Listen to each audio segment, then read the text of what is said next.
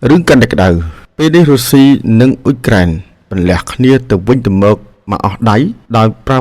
drone rót rời cường. Bên đó pi đâm naในบัตรฉบันđã chun lô Putinត្រូវលោកប្រកាសគាំទ្រក៏ប៉ុន្តែមិនចុះហត្ថលេខាទទួលយកទេរុស្ស៊ីនិងអ៊ុយក្រែនបានចាប់ផ្ដើមពន្លះគ្នាមួយអស់ដៃសារជាថ្មីម្ដងទៀតដោយភាគីទាំងពីរបានព្យាយាមយកព្រៀបគ្នាឬយ៉ាងហោចណាស់រក្សាទឹកដី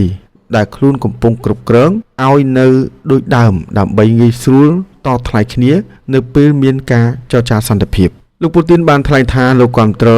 ស្មារតីរួមនៃបទច្បាញ់រយៈពេល30ថ្ងៃក៏ប៉ុន្តែលោកស្នើសុំឲ្យសរសេរឡើងវិញឲ្យបានច្បាស់លាស់និងលម្អិតជាងនេះមិនតែប៉ុណ្ណោះលោកបានផ្ញើ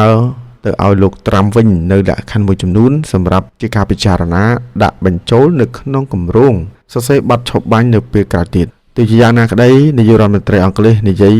បែបដេញជើងថាបើពូទីនពិតជាគាំទ្របទច្បាញ់មែនគួរណាស់ចុះហត្ថលេខាយល់ព្រមនៅក្នុងសេចក្តីថ្លែងការណ៍ថ្មីនេះលោកសេឡេនស្គីបានចាប់ប្រកាន់រុស្ស៊ីថាកំពុងតែពង្រឹងយោធាបន្ថែមទៀតនៅតាមព្រំដែននៅក្នុងនេះលោកយល់ថាទីក្រុងមូស្គូមានចេតនាមិនចង់ដោះស្រាយបញ្ហាតាមការទូតទេក៏ប៉ុន្តែចង់ធ្វើសង្គ្រាមជាបន្តទៀតលោកសេឡេនស្គីយល់ថាបើរុស្ស៊ីមិនទទួលយកបទច្បាញ់ទេអាមេរិកគួរតែចាត់វិធានការទៅលើប្រទេសរុស្ស៊ីកាលពីយប់មិញអ៊ុយក្រែនថាខ្លួនរងការវាយប្រហារដោយដ្រូន178គ្រឿងរបស់រុស្ស៊ី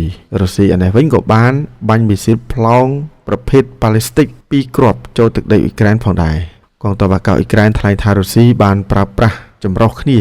នៅដ្រូនអត្តឃាតរបស់អ៊ីរ៉ង់សាហិតផងនិងដ្រូនធម្មតាផងដើម្បីបោកបញ្ឆោតប្រព័ន្ធការពារដែនអាកាសអ៊ុយក្រែនក៏មិនណយប្រមាណដែរបានបញ្ជូនដ្រូនវាយប្រហារទីក្រុង Volgorod របស់រុស្ស៊ីក៏ប៉ុន្តែត្រូវបានខែការពារអាកាសរបស់រុស្ស៊ីបាញ់ទម្លាក់ចំណែកដ្រូនបានបង្កជាអគ្គិភ័យក្បែររោងចក្រចម្រាញ់ប្រេងពលានយន្តហោះនៅក្បែរនោះត្រូវបានផ្អាកដំណើរការជាបណ្ដោះអាសន្នហើយសារព័ត៌មានក្នុងស្រុកបានចេញផ្សាយថាគ្មានមនុស្សស្លាប់និងរងរបួសទេសង្គ្រាមរយៈពេលជាង3ឆ្នាំនេះបានឆក់យកជីវិតយុវជនរុស្ស៊ីនិងអ៊ុយក្រែនច្រើនណាស់ព្រោះសង្គ្រាមនេះមិនសាមញ្ញពេកទេថ្មីត្បិតពីសម្បកក្រៅថាជាសង្គ្រាមរុស្ស៊ីនិងអ៊ុយក្រែនក៏ប៉ុន្តែអាមេរិកទទួលស្គាល់ថាវាជាសង្គ្រាមប្រយោលរវាងរុស្ស៊ីនិងមហាអំណាចប្រចាំប្រទេសដោយខ្ចីដៃអ៊ុយក្រែនប្រើប្រាស់សារព័ត៌មាន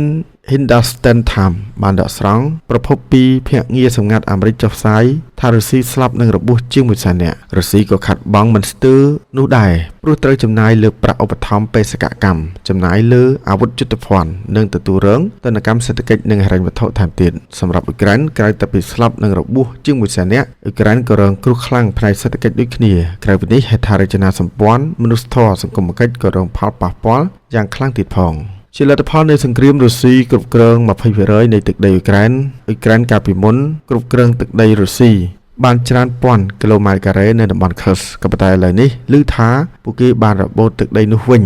ហើយកំពុងជាប់ការឡោមព័ទ្ធបើមិនលើកដៃសូមចចាញ់ទេមានផ្លូវស្លាប់តែមួយគត់ក៏ប៉ុន្តែលោកសេឡេនស្គីប្រកាសថាកងទ័ពរបស់គាត់នៅតែប្រយុទ្ធជាបន្តទៀតដល់ឡែកក្រុមប្រចាំប្រទេសថ្មីត្បិតតែមិនបានបញ្ជូនទ័ពប៉ុន្តែក្រុមអ្នកស្ម័គ្រចិត្តរបស់ខ្លួនក៏ទៅជួយច្បាំងនៅអ៊ុយក្រែនផងដែរអាមេរិកនិងអឺរ៉ុបចំណាយលុយជាង$260,000 លានដើម្បីជួយអ៊ុយក្រែនអគ្គលេខាធិការអង្គការ NATO ថ្លែងថារដ្ឋជាសមាជិកអង្គការ NATO បានផ្ដល់ជំនួយទៅអ៊ុយក្រែនជាង$50,000 លានដូច្នេះសរុបទៅមិនក្រោម$3,000 លានទេគ្រាន់តែផ្ដល់ជំនួយសម្រាប់អ៊ុយក្រែននេះបើតាមការចេញផ្សាយរបស់គេហទំព័រ BBC របស់អង់គ្លេសលោកត្រាំឥឡូវនេះចាប់ផ្ដើមប្រើថវិកាយ៉ាងត្បិតត្បៀតសន្សំសំចៃជាទីបំផុតនិងផ្ដាច់ជំនួយខ្ទេចខ្ទីអស់ហើយដើម្បីប្រមូលលុយទៅជួយអ៊ុយក្រែនហើយនេះហើយបានជាលោកចង់បញ្ចប់សង្គ្រាមឲ្យបានឆាប់រហ័សតាមដែលអាចធ្វើទៅបាន